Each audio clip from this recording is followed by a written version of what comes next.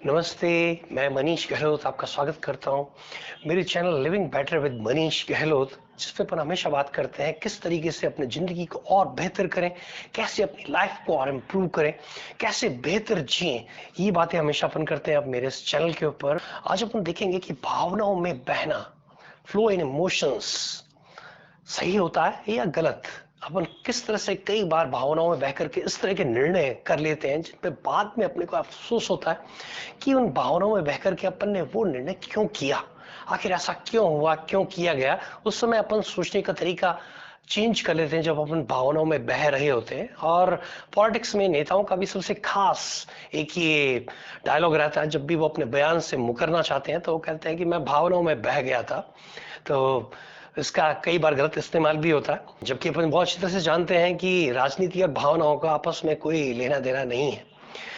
तो किस तरीके से अपने इमोशंस को, अपनी भावनाओं को कंट्रोल करें, इन भावनाओं को किस तरीके से सही दिशा में लगाएं, अपने जीवन को भ्रमित ना होने दें, अपने जीवन को दिशाहीन ना होने दें। तो किस तरीके से अपनी भावनाओं को बस में रखें और सही जगह पे निर्णय लेते वक्त अपने भावनाओं में बह करके निर्णय ना लें। तो इन सब चीजों को कैसे कंट्रोल करें, आए देखें मेरे इस वीडियो को, देखिए आप इसे अंत तक और सब्सक्राइब करें मेरे YouTube channel living better with Manish Gahlot. Sentimental fool, ये शब्द पहले बहुत सुना जाता था, आजकल इसका इतना इस्तेमाल नहीं होता है, जबकि हकीकत में ऐसा नहीं होता। अगर आप इमोशनली बहुत सेंसिटिव हैं तो ये कई मायनों में बहुत अच्छी बात है। अगर आप अपने इमोशंस को बहुत अच्छी तरह से दिखाते हैं, सब लोगों को दिखाते हैं, तब ये बुरा नहीं होता।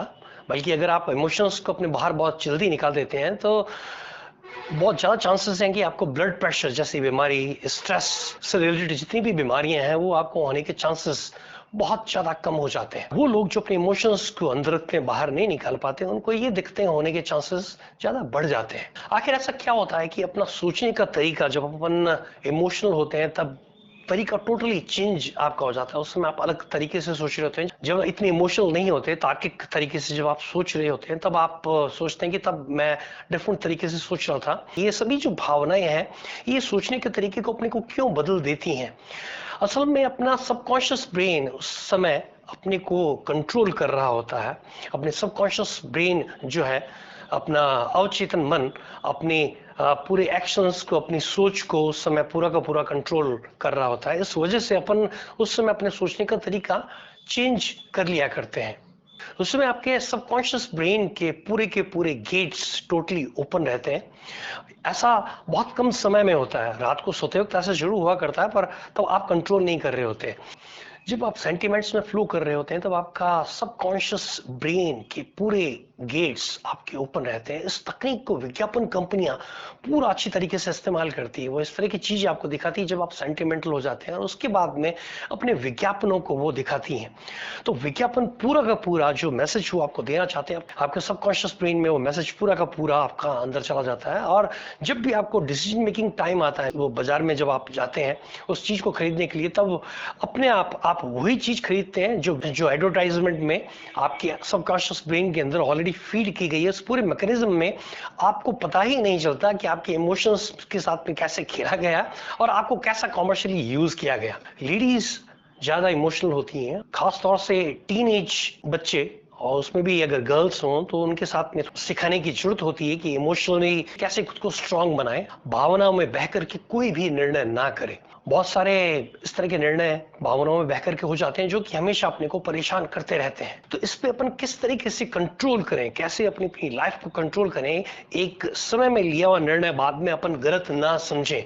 इसके लिए सिर्फ 3 तरीके हैं, सिर्फ 3 ऐसे उपाय हैं जिनको करने से आप सही समय पे आप चेत जाएंगे, और जब भी आप सेंटिमेंट्स में होंगे तब आप निर्णय नहीं लेंगे, ताकि आपको बाद में अफसोस न करना पड़े। क्योंकि तब आप दिल से सोच रहे होते हैं, सबकॉन्शियस ब्रेन जब कंट्रोल कर रहा होता है तब उसको दिल से सोचना अपन कहते हैं, और तब अपना सोचने का तरीका थोड़ा सा अलग रहता है। इसके लिए सबसे पहले आपको चार्ट बनाना पड़ेगा, सब आपको रजिस्टर में लिखना पड़ेगा ऐसी कौन कौन सी स्थितियां आती है जब आप इमोशनल हो जाते हैं। उनका पूरा का पूरा चार्ट बनाएं, उनके ऊपर बार बार आप सोचें और विचार करें कि वैसी स्थितियां आपके साथ में कब आती हैं। सेकेंड स्टेप आता है इसका मेडिटेशन। ध्यान, सुबह के समय में ध्यान लगाना आपके कॉन्शियस ब्रेन और सबकॉन्शियस ब्रेन इन दोनों के कनेक्शंस को बहुत अच्छा एस्टेब्लिश करता है और आपको अनकंट्रोल्ड नहीं होने देता ऐसी स्थितियों में, खास तौर से। तो ध्यान लगाने से आप इस स्थिति में आप अपने आप को ज्यादा मजबूत पाएंगे अगर आप रोज सुबह ध्यान लगाना शुरू करते हैं। तो ध्यान लगाने से आपका सबकॉन्शियस ब्रेन और कॉन्शियस ब्रेन का कनेक्शन बहुत अच्छी तरीके से एस्टेब्लिश रहता है और आप पहचान पाते हैं कि कब आप सेंटिमेंट्स में और कब सबकॉन्शियस ब्रेन ने आपके पूरे एक्शंस को कंट्रोल कर लिया है। अब आपको उन स्थितियों को दोहराना पड़ेगा अपने अंदर। जब आप इमोशंस में बह जाते हैं, भावनाओं में बह जाते हैं, उन स्थितियों को दोहराना पड़ेगा। उन स्थितियों की बार बार प्रैक्टिस करने से आप पहचान जाते हैं उन मोमेंट्स को कि जब आप भावनाओं में बह करके आप निर्णय करने लगते हैं।